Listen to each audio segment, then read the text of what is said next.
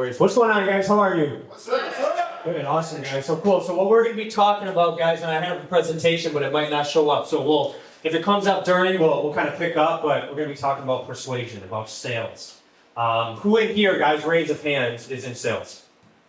Everybody. That was the test. Just so you know, that was the test. Because for so many times I ask this question, and there are people that don't raise their hand. And I'm like, have you ever been on a date before? Okay, that's sales, right? Like everything in life is sales. I've been talking to a room of entrepreneurs that don't now, which is good. So you guys are all in sales. So if we can learn to sell more, we can make more money, we can impact more people. Like that's what we're here to do at the end of the day. And so a little background on me, guys. I'm the executive director of sales for Fit Body Bootcamp.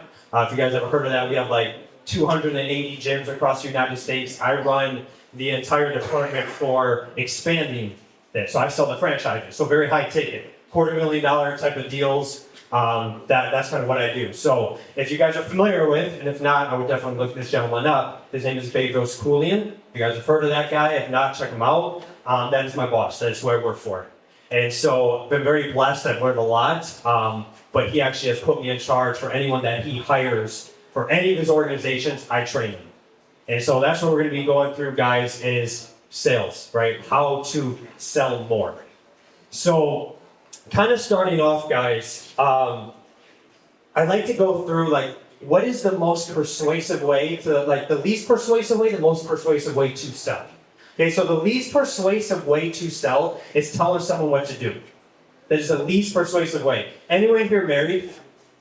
Okay, how does it work when you tell your wife what to do? Doesn't work. Doesn't work out. Okay. I'm from a small town, guys. I'm from Michigan, actually. That's where I'm originally from.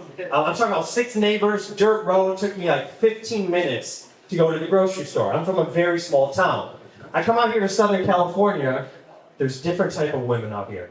Okay, I think you guys call them Latinas. You ever heard of that? Okay. That is my beautiful girl right there. Baby, raise your hand. Okay. Telling her what to do does not work well. Okay, so right, so it's the same thing. So putting this in the professional world, guys, and just being kind of like a little bit stereotypical here, but like when it comes down to like the used car salesman, like, hey, that red car, that's the one for you. It looks great. That's the one for you. You want it. Doesn't work well, right? It makes you feel gross. So telling someone what to do in sales, like you don't want to be doing that. Okay, so now the next way, it's a little better, but it's not great. It's what's called consultative selling. This is how most people are actually taught to sell. It's very logical. Like, what are the top 3 things you're struggling with in your business right now? I help people lose weight, right? So what are the top reasons why you want to lose weight right now? What are the 3 top reasons? It's consultative selling. Now, guys, do people make decisions off of logic or emotion? Emotions. Thank you. So if we're selling logically, what type of objections do you think you're going to get?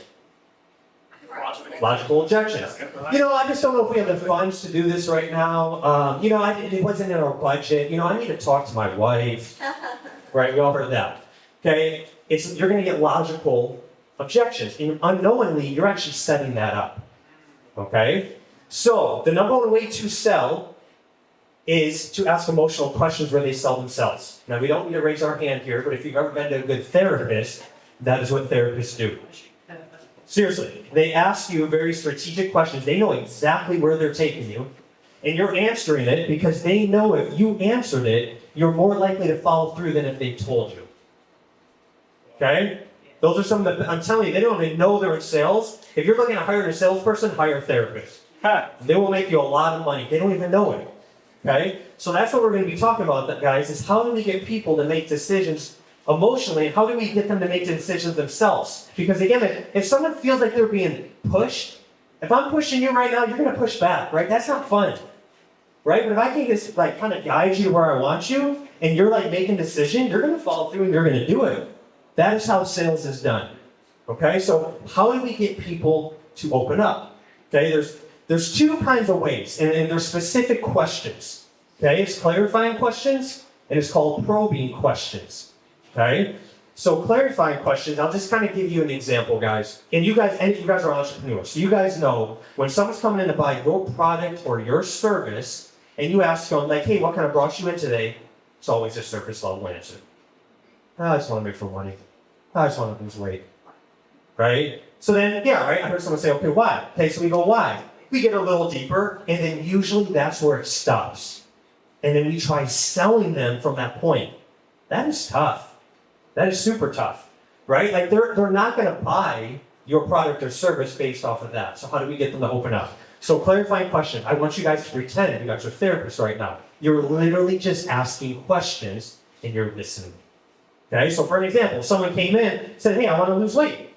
Like, okay, what makes you want to lose weight? I just want to look good. I want to look good on the beach. Again, that's where most people stop. You go, well, perfect. This is what we can help you lose that weight. Not going to work. Okay, well, I mean, everyone wants to look good on the beach. Like, specifically for you, like, why do you want to look good on the beach? They were a clarifying question. And then they're going to give us an answer. Now we're going to ask another question off of that. We're going to try to get at least 3 or 4 levels deep. If you don't get 3 or 4 levels deep, you're not getting a set. Okay? So you're just asking another question. You're asking another question. Now all of a sudden they're opening up and you find out, oh my gosh, I don't like the person I see in the mirror and I don't have confidence. You think they're going to buy then? Much more likely. Right? Now how long has that been going on for? I haven't had confidence in the last 3 years. Okay, now we're still talking logically for the most part. We got to turn it personally. Like, what's that doing to you on the personal side? Like, you not having confidence in the last 3 years, like, how has that impacted you, like personally? Oh my gosh, well, I don't feel confident putting on, certain clothes. I don't even know if my spouse is attracted to me. Like, who knows where that goes? I always say, if you can get someone to cry on the phone, I promise they're going to buy it. Promise you. Okay? Right? We're getting emotional. We're trying to break, we're getting these questions to get them to go deeper. Now, here's the key thing. We're not doing this just for us to get the answer. We're doing it for them to say the reason why. Okay? You guys know this in business. How many people actually know the true problem that they have? Very few. Very few. Right? So we need them to admit and actually that come to that realization, that come to Jesus moment of like, hey, this is why I'm struggling. They didn't even know that. And now we're creating a gap. We have to recognize, guys, the larger the gap that we create, the more likely they're going to buy. And also, the larger the gap we can create, the more we can charge for a product and service. Small gap, I'll just do it myself. Big gap, I'll pay whatever you want to get there. Okay? We're good to go? Oh, cool. Cool. So one thing, guys, I skipped over because we didn't have this slide up yet. So, some quick wins. So, guys, just a quick little math test here. If I can teach every single one of you to close 20% more, would you guys all agree that your revenue is going to go up 20%? Would you agree with that? Right. That's kind of hard. Right? That's a skill. Skill takes time. It takes effort. It takes energy. Now, if I can get your no-shows to decrease by 20%, but that also increase your revenue. Even if your close rate didn't change at all, which one's a little more easier? Okay, so what I want you guys to do, we're going to go through skills, don't get me wrong, but I want you guys to get some quick wins that you can implement in your business immediately and start making money. Okay, some quick wins. So first one, guys, 5-minute response time. Okay, you respond to someone, a lead that comes in within 5 minutes, you are 100 times more likely to convert that lead. Not 100%, 100 times more likely. My team, we literally have a text message sent to their phone immediately. I don't care if they're in the bathroom or whatnot, like they're reaching out. Okay? This takes 0 skill, this is work ethic. Okay? The next one, if you're doing any type of phone sales, 8 to 12 calls, you get a hold of someone once. 8 to 12. I see so many people stop at 6 or 7, they go, well, Max, I called, I left a voicemail, and I sent a text message. They didn't respond, so they must not be interested. No, they're busy. They're busy. Okay, 8 to 12. Many of you are stopping before that, and then those are deals that you're missing. Okay? Next thing. A voice message increases response rate by 35 to 45%. Just quick voice message. I also like doing videos. Hey, it's Max from FitBody. Right? They see I'm a human, they see I'm a person. Okay, that works really well. So try that next time. If you're not getting a response, if you're sending a text, try a voice message. This one might shock a lot of you. Okay? Your automated messages should sound automated. Okay? A lot of people are trying to set their automated messages to sound like people. You are training your prospects to not respond to you. You are training them not to respond to you. They should sound automated. Okay? They should be like, hey, you booked a call with Max at 2 p.m. on Wednesday. Done. That way, when I reach out and go, hey, it's Max, they know I'm real and they're going to respond. Okay? Now, what's the best way to set up your automated reminder sequence? So if someone books immediately, you want there to be a message that goes out time of booking, immediately, 24 hours, 3 hours, and 10 minutes. 10 minutes? Yep, 10 minutes before. Reminders. Okay? Yeah, 10 minutes before. So time of booking, 24 hours, 3 hours, 10 minutes. Okay? Because again, guys, if we can get your no-show percentage down, you make more money. Even if your skill set didn't get better at all. Now, the magic comes when we increase the skill set as well. Okay? All right, so I went through this clarifying questions, guys. I know some of you guys are taking pictures, and these are some good clarifying questions. How do you mean exactly? How long has that been going on for? Can you help me better understand? I love this one, guys, when someone says something so obvious. Hey, that can mean different things to different people. Like, what does that specifically mean to you? Okay, we're going to get a little deeper. Everyone wants to lose weight. Cool. What does that mean to you? Okay? Yes? It's interesting because you're saying how instead of why. Yes, because when you say why, it can be very confrontational, right? So be careful of that. Yes, a lot of open-ended questions too. Okay. Now, what do you need to sell anything? There's 3 things, guys. We're gonna make sales super simple here. You need to know what the problem is, the consequences of the problem, and how your solution solves the problem. I don't care if you're selling a T-shirt. I don't care if you're selling $1 million course. This is all you need. Don't make it complicated. Okay? Now, what causes change, though? This is key, guys. Current pain or the fear of future pain. Okay? In sales, what we are doing is we're trying to get someone to change. As humans, do we like to change, guys? No. Right? I remember a time in college, I don't know if any of you guys experienced this. I got my business degree back in Michigan, and I sat in the same spot every class. Every class, same spot. That's my spot. Everyone knows it, right? This is my spot. Same as everyone else, okay? Now, 3 months later, it's time for the final exam, and Joe Blow takes my spot. It's like, well, what the heck, right? You almost have that one kid in the class that always does that at the end. Right now, I sit in someone else's spot, now someone's mad at me, and then it just keeps going. It's a domino effect. So small, so stupid, but we hate change. But that's what we're doing in sales. So how do you create change? Why do people actually change? It's current pain and fear of future pain. Any of you ever had like horrible back pain before, and you're like, I don't care what it costs, I want to see a chiropractor, I want to get a massage. It's current pain. Future pain, okay? Most people know they need to eat better and get into shape. But it's not until the doctor says you are literally going to die of a heart attack in 5 years if you don't fix this, do they finally start doing something about it. Nothing else has changed. So, how can we have our prospects focus on future pain? They're what's called consequence questions. Okay? So, during the consequence questions, one thing you could say, let's just say let's say I'm selling leads. Let's say I'm selling lead gen. Okay? So people are telling me like, hey, they just don't have enough leads coming in, they can't grow their business. So I'm just gonna ask a simple question, like, okay, so like, if the leads are still not having a hard time coming in, you can't close more deals, like what does that actually look like 2 years from now? Like what happens then? I'm getting them to think. And they'd be like, oh, well, and they're gonna say something. I mean, well, how are you supposed to scale your business to $10 million at that point? Well, I haven't thought about that. Well, I guess like what would the day-to-day reality of that be?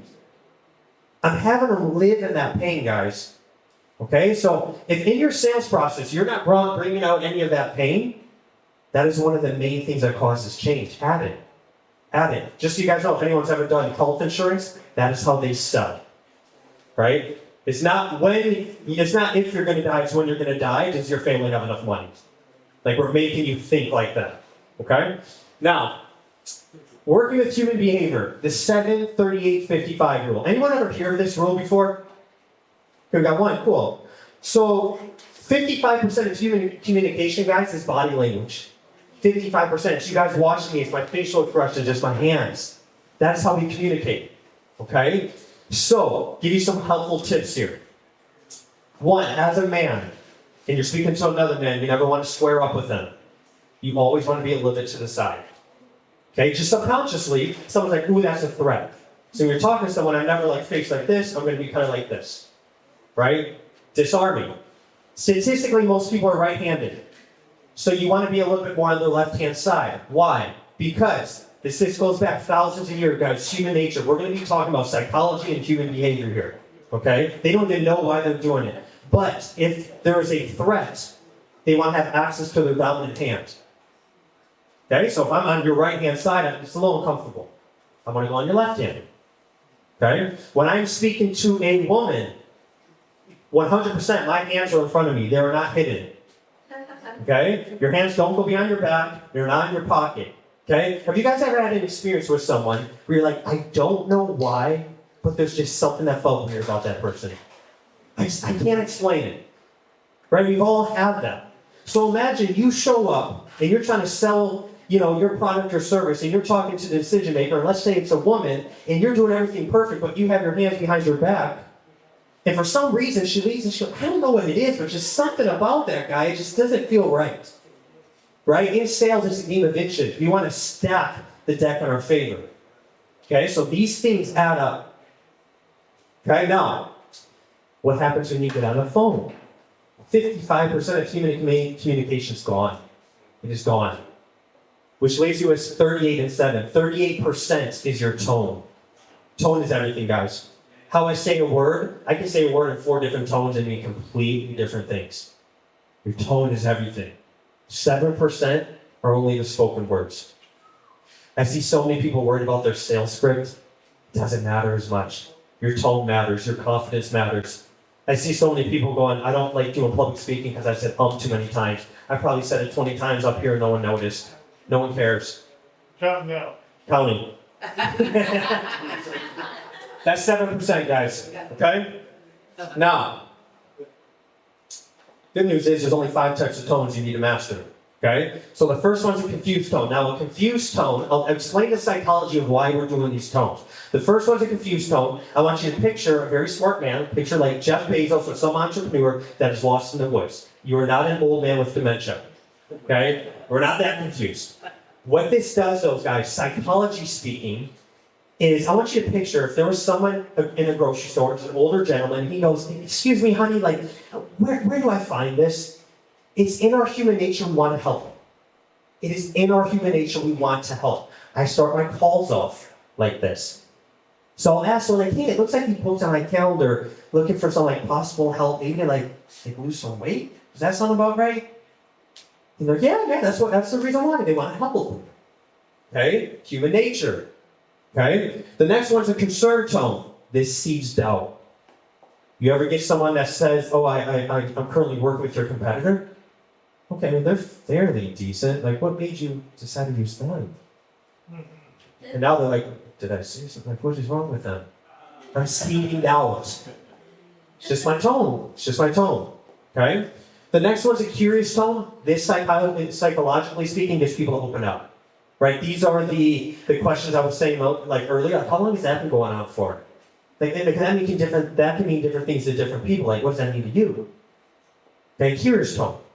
Challenging tone. A lot of people in sales think it is wrong to challenge the customer. That is wrong. That is wrong. It is 100% okay to challenge the customer. You have to realize, guys, in whatever you're selling, we all have different areas of life. Our faith, our finances, our fitness, whatever it is, we are not fully developed in at least one of those areas. And if someone's coming to you for help in a business, they're probably not developed in that area. They are their 1.0 version of themselves. And their brain is making decisions that's giving them the results to where they're at right now as their 1.0 version of themselves. We're trying to help get them to their 2.0 version of themselves. Now, what you're selling, you are the master. You are already your 2, 3, 4.0 version of yourself. We need to help them get there. Okay, so it's okay to call them out on their BS after you create a trust. Because at that point, you're now a friend trying to help. You're not a salesperson trying to sell. Okay? Now, this one is cool. It's a playful tone. This one's cool. The reason why, if you can get someone to laugh, if you can get someone to smile, it is impossible to have fight or flight trigger in that moment. Picture how powerful that is if you can go into a board meeting or go into a room and you can get people laughing right away. Okay? Simple thing. Someone calls in, hey, I'm at a gym. Hey, I want to lose some weight. Well, we don't get too many people calling in here to gain weight. Right? That's it. That's it. They're laughing, now we're having fun, and now I'm into it. That's it. Now we're friends, they're like, okay, cool. They let their guard down. Okay, so your tone is everything, guys. Your tone will determine if they open up to you or not. Not your words, remember, 7%. Okay, now, there are 3 steps to a sales call. We're going to make this super simple, guys. Okay, so the first one, fact gathering stage, I want you to pay attention to the percentage. I can always tell when someone's not good at sales and they go, I'm a good closer. I'm like, cool, you're good at 5%, congrats. Okay? Again, we're listening. We're active listening. We are not talking as much. Now here's what's going to happen. Here's where I see people go wrong. People try to solve their problem during this stage. You will get someone that comes up to you and goes, I need exactly what you have, and they're going to explain everything that your product or service can solve. And you're going to want to be screaming on the rooftops, I can help you. I can help you. No. We didn't go through any questions. We didn't go through clarifying questions. We didn't go through probing questions. We didn't go through consequence questions. We didn't do anything. There was no gap. So then at the end, they go, yeah, this sounds great. I think it can help. I promise you, I'll get back to you in 2 days. I promise you. And you never hear from them again. Okay? We need to create that gap, guys, no matter what. So that is the fact gathering stage. Now, solving their problem, 10% of it. Here's the key thing, though, guys. We are taking their pain points that they gave us, and then we're solving those pain points. This is not a cookie-cutter approach. I see too many people do cookie-cutter approaches here. I'll give you an example. Let's say I'm selling a vacuum, okay, to someone who has a dog and someone who has a kid. Same vacuum, but sell it differently. Someone who has a dog, I'm going to say, hey, this has awesome suction. It can get all that fur out of like the carpet and couches. I know you... How embarrassed you said you were when people come over and there's fur all over the house. Someone who has a kid, I'm going to say, hey, it's awesome suction. But it can get all those crumbs and the bacteria out of the carpet. That way when the little ones crawl on the ground, they don't get sick. See what I did there? Same product. I'm customizing it, guys. You have to customize it. Every person that's coming in for your product or solution is coming in for slightly different reasons. Customize it. Okay? Now, before moving on to sale, guys, this is a game changer. I promise you, you start implementing this, you will close way more deals. Okay?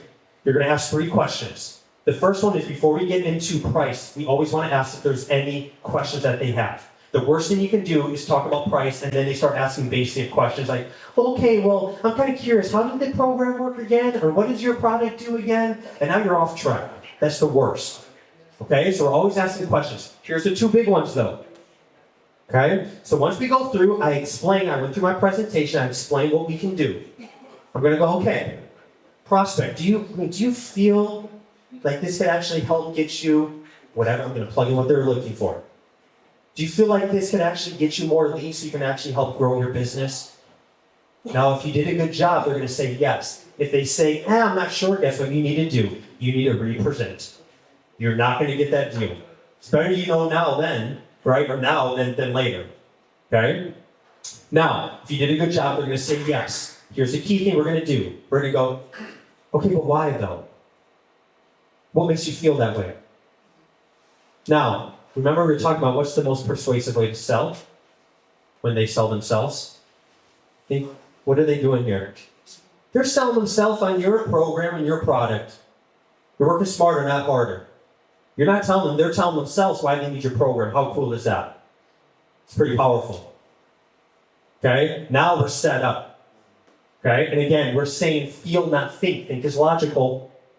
We're not saying, why do you think this is right for you? Why do you feel this is right for you?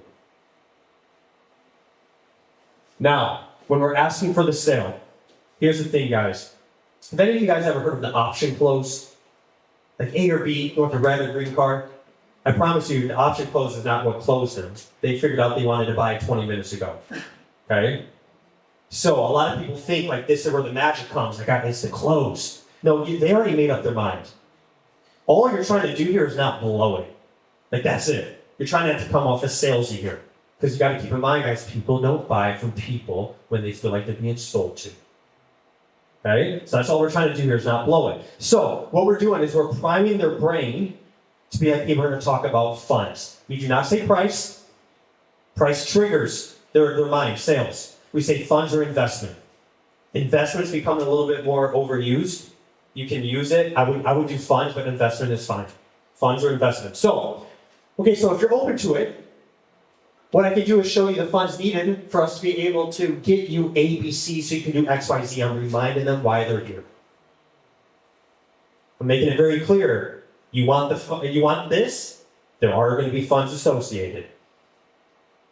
Okay? Now, they're going to say, yeah, no problem. You're going to say, would that help if I did that for you? You're not going to ask, does that sound good? Is that okay? Because then you're qualifying to them. People buy from people that they view as higher than them. It's human nature. So there's no way I'm going, is that okay for you? No, I'm running the show on the call. Would that help if I did that for you? I'm a professional. Picture going into a doctor's office. They're not going, does that sound okay to you? They're like, no, here's what we're going to do. You're like, oh, thank God, I don't know. You're following. Same thing.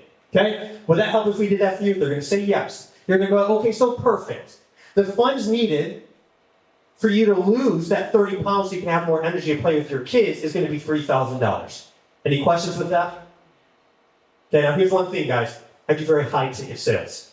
When I train people underneath me that are doing high ticket sales and they go, oh my gosh, that's a lot of money, they always say the price like very hesitantly. And right there, that can blow it. Because if you're not confident in your program and your price, the other person will not be as well. So, if you are new to high ticket sales, you have to recognize just because something's expensive to you doesn't mean it's expensive for someone else. Expensive is relative. I could say, here's a $10,000 program. Someone in here is like, oh my gosh, that's so much. Someone's like, I spent that on dinner yesterday. Seriously. That's the mindset we come in all the time. Okay, confident. And then what you guys do is you always explain what the next step is. Okay, so the next step is we're going to either collect debit or credit card. Once we receive the funds, then we're going to get you with your onboarding coach to do X, Y, Z. You always explain what they're getting once they give you the funds. You have to explain what they're getting from it. Don't just stop. Okay? So, last things, guys, objections. Okay?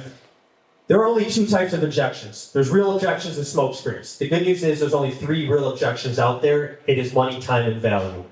That is it. Everything else is a smoke screen. Spouse, need to think about it. I don't have my wallet on me. My dog ate my credit card. It is all BS. Okay? It's a smoke screen. So, if we let them off the call and we don't find out the real objection, you will never hear from them again. So if they say, I need to think about it, and you go, yeah, no problem. Let's get back, connect with me in 2 days. You will not hear from them. So that's not the real objection. It's money, time, and value. Okay, so I'll show you guys how to go over the money objection, because we've all gotten it. Hey, it's too expensive, right? So I'm going to break this down, guys. I don't want you to focus on the words. I want you guys to focus on what we're doing psychologically speaking. And the reason why I'm saying that is, anyone who's been in sales, which we all have, we all raised our hands, does any call ever go according to script? Never. Okay? So if you're sitting here memorizing words, it's not going to do anything. But if you know what I need to get, then you're going to be able to execute. Okay? So what we're always doing, let's say someone goes, hey, this sounds great, but it's just, this is too expensive. I'm always disarming. Oh yeah, that's not a problem.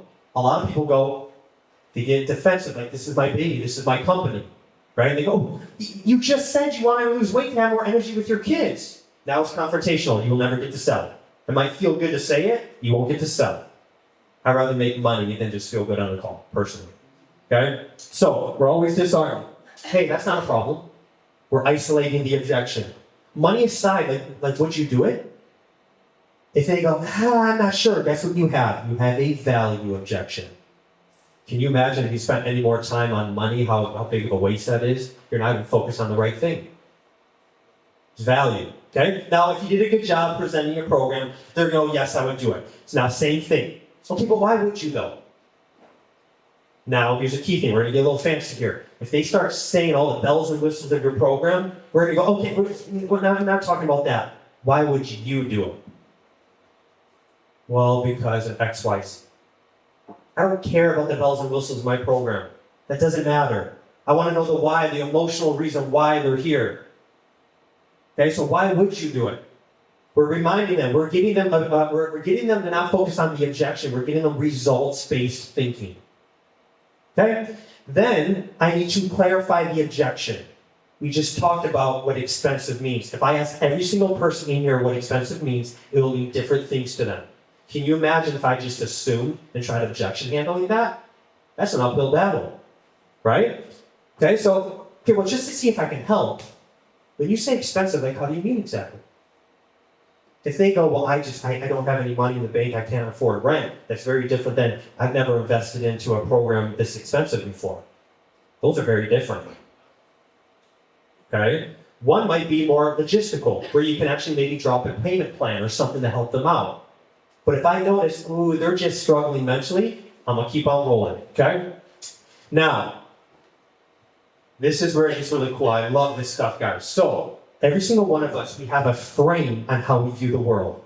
That frame is from our childhood, from our parents, from our friends, from the music we listen to, from experiences that we have. That is how we view the world. Sadly, many times our frames don't always serve us in the best way. Okay? Now again, the person that's coming to you for your product or service, they're their 1.0 version of themselves in that type of realm. If they weren't, they wouldn't need your help. So their frame on whatever it is that you're selling is flawed. So we need to deframe and then give them a new frame. Okay, so one quick deframe is, okay, when you say expensive, like compared to what? All this does is it makes them think like, well, I guess it's more expensive. And they're second guessing. That's all we're doing. Expensive compared to what? Okay? Now, then we're going to ask for permission. Always. Okay, do you mind if I share a different perspective on that? Do you mind if I give you a suggestion? Do you mind if I share a different point of view on that? Then they say yes. Now I have free will to speak. You gave me permission. They can't get mad. Okay? So now here's the reframe. So this is just a price one. This is one I use. Okay, so, do you feel like it'd be more beneficial for you to actually focus on what you're getting out of this instead of just what you're putting in? Because if we only focus on what we're putting in, many times that actually can hold us back from getting to where we want. Because at the end of the day, the reason why you're on this call is because you said you wanted to lose weight to have more energy with your kids. Is that correct? I'm getting a micro commitment. I'm getting the follow me. You can plug in this, whatever you sell here, whatever it is. Okay, now they're going to go, okay, yes. Okay, now I'm going to keep them going. I'm going to give them another reframe here. So I guess what's really more expensive? Is it you finding the funds to get access to a program that can help you? Or is it more expensive for you to continue struggling with your health, where now you're not able to be active with your kids and you're missing out on those memories? In your mind, what's really more expensive? Okay? Now, if they are not following me here, I loop. And I go back to another reframe. If they are following me, just for an example, I keep going. I need to get a commitment. Not a commitment on price, a commitment on them willing to make a change. Okay? So John, are you committed to doing whatever it takes to make sure that your kids that you can be present for your kids, while they're growing up? Are you committed to doing that? If yes, I am, Max. Now I'm going to push them away. Are you sure? Because here's the thing, man, you don't have to. You can be like some of those other people out there that just hope and pray things change, but nothing ever does. Why not just be one of those people? What am I doing, guys? They're explaining to me why they don't want to be like those other people and why they want my product or service. That's what we're doing here. Okay? When you push someone away, you'll be shocked at how many times they'll come back to you. Okay? Now, again, assuming they're still following me, because what happens if they don't follow? I just loop. Right? I just loop, get them to see it a different way. The next step is we go for the close. So I'm going to make that like, what do we have to do today? So that when you put your head on the pillow and you wake up in the morning and you look in the mirror, that you're seeing a different type of person and someone who's taking a step towards their goal of being a better father and better in shape. What do you need to do today? Okay, I need to make a decision. Okay? So how would you like to proceed from here? Okay? That's what we do. That is how we objection at all. This works with anything. Oh, I need to think about it.